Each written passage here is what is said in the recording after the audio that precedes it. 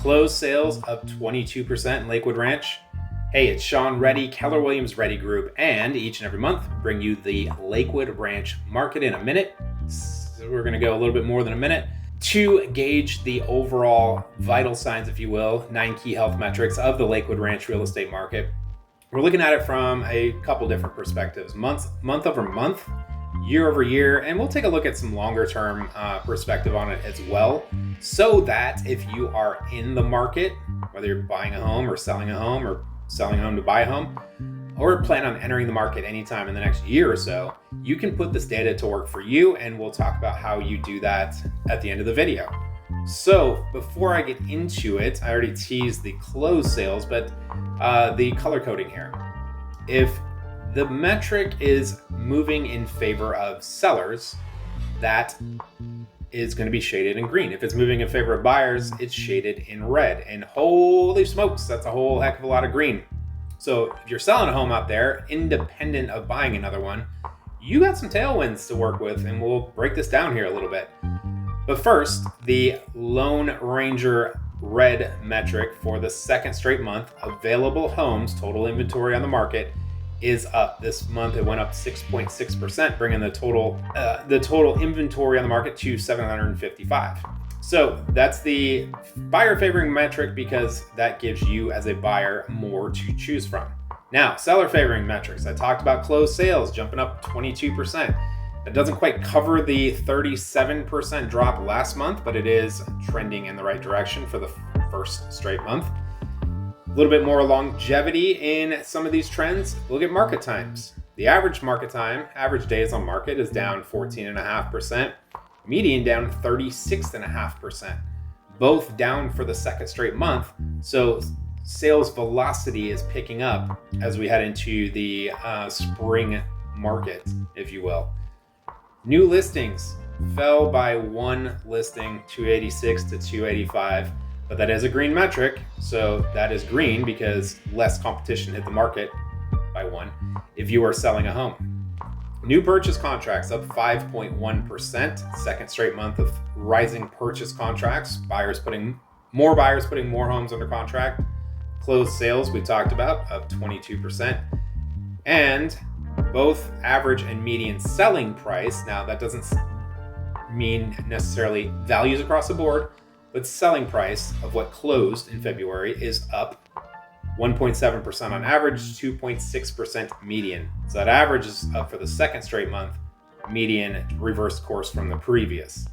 Lastly, the leverage factor, if you will, which is the median sold price to median list price, is up 0.9%. What does that mean? That measures the final selling price to the selling price to the final asking price. So easy for me to say. So when that gets closer to 100, that means homes are selling for at asking price. We're not there. It's 97.5, but as a median, that's the percent that buyers are paying for the homes that they're closing on. Second straight month of that increase. What does that look like year over year? Let's go there next. So, not as pronounced of a seller favoring timeline here.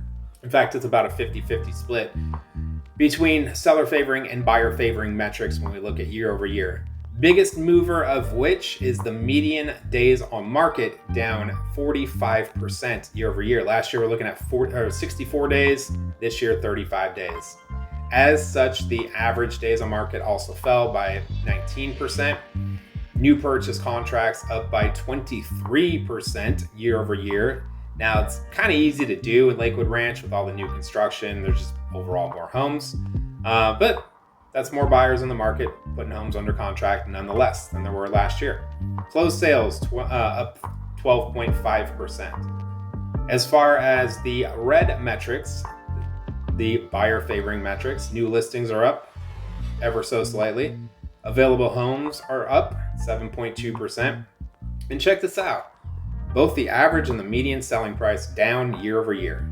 Now, in a normal I don't want to call it a normal market, but historically, you'll see 3-4% appreciation year over year. So you remove that 3 or 4%, we'll just say 4%, you subtract another 4%, it's like an 8% swing there in the average price.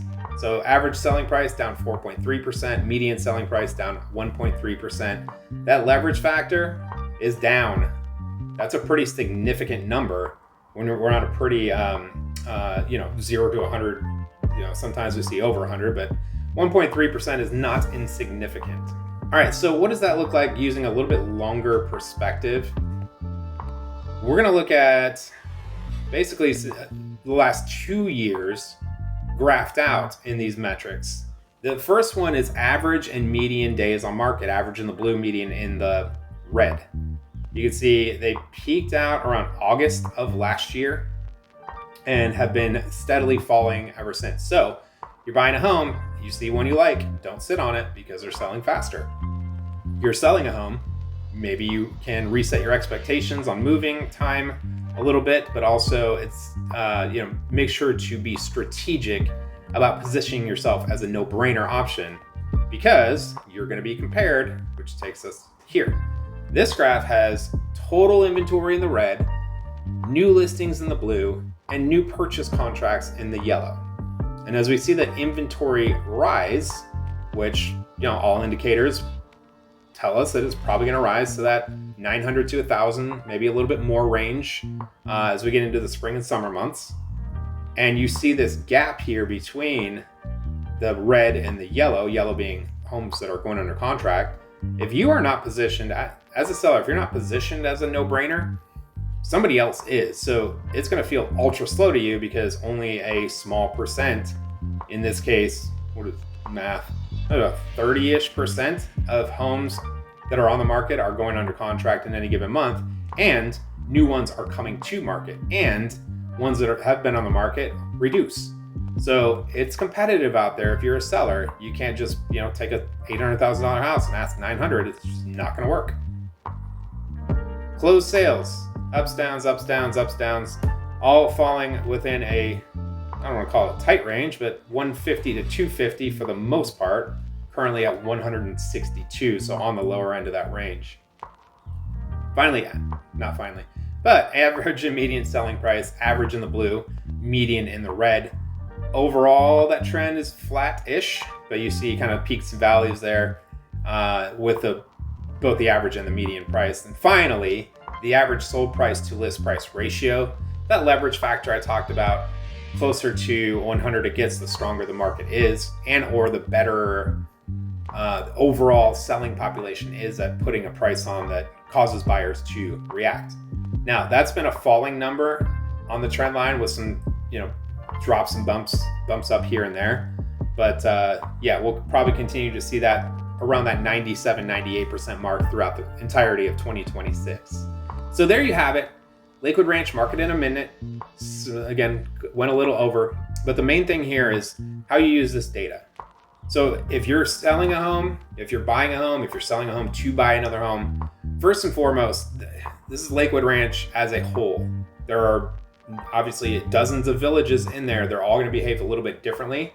So make sure if you are making that move, you're aligning with a professional that understands and studies this data so they can help guide you in the right direction in terms of decision making.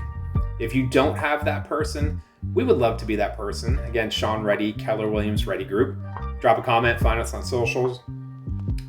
But make sure that you use this data as leverage. That's what it's there for. That's how you negotiate the best deal for yourself if you're buying a home. Same thing if you're selling. That's how you maximize your sale, optimize it if you will. So thanks so much for watching. We'll see you next month.